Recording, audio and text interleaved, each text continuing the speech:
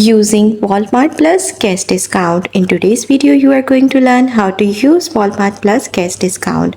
In order to do that, first go to the Walmart mobile application and then go to the services. In the services, Walmart gets discount to a lot of gas stations where you can get up to 1 gallon of gas for the 10 cents.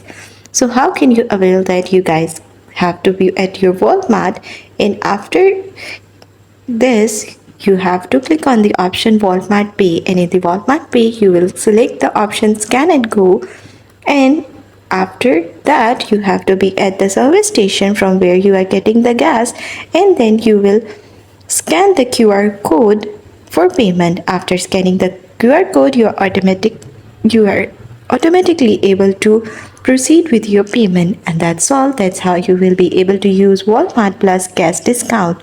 That's all. Thanks for watching.